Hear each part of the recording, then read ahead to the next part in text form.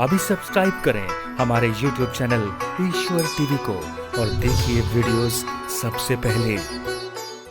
किसी के कहने पर हमने कहीं दीक्षा ले ली है, लेकिन हमारी आस्था और विश्वास वहां पर नहीं है, ऐसा ही है ना। और तो ऐसी स्थिति में हम क्या करें, क्या हम छोड़ सकते हैं? एक चीज समझ लीजिए, आप सबको मैं बताता हूं, गुरु दीक्षा किसी के कहने पर कभी मत ले लेना। चाहे आपका पति कह रहा हो, चाहे पत्नी कह रही हो, चाहे बेटा कह रहा हो, चाहे मित्र कह रहा हो, कभी मत लेना। क्यों नहीं लेना? क्योंकि ये किसी के कहने का विषय नहीं है, ये आपके स्वयं की जागृति का विषय है। पानी पियो छानकर, गुरु बनाओ जानकर, ऐसे ही कह दिया लोगों ने।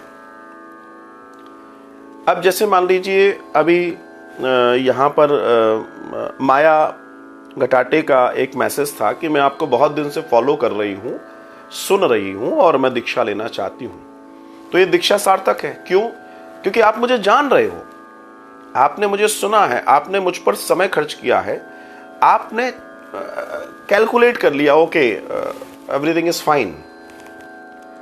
तो आप जब तक किसी को जानते ही नहीं हो, समझते ही नहीं हो, आप उनसे दीक्षा लेकर करोगे क्या? जैसे आज मैं कथा कह रहा था, तो मैंने कहा पहले आज हम महात्मा की चर्चा करेंगे।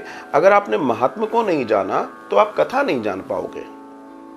ऐसे ही जिससे हम दीक्षा लेने वाले हैं, पहले उसे तो जानो, बैठो, व्यवहार करो, चीजों को जानो, समझो, आपको लगे, फिर आप डिसीजन लो।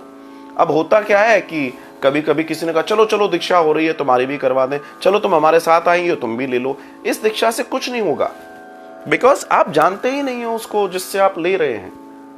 सो जिससे भी आप दीक्षा ले रहे हैं, पहले उन्हें जानिए, सुनिए, समझिए।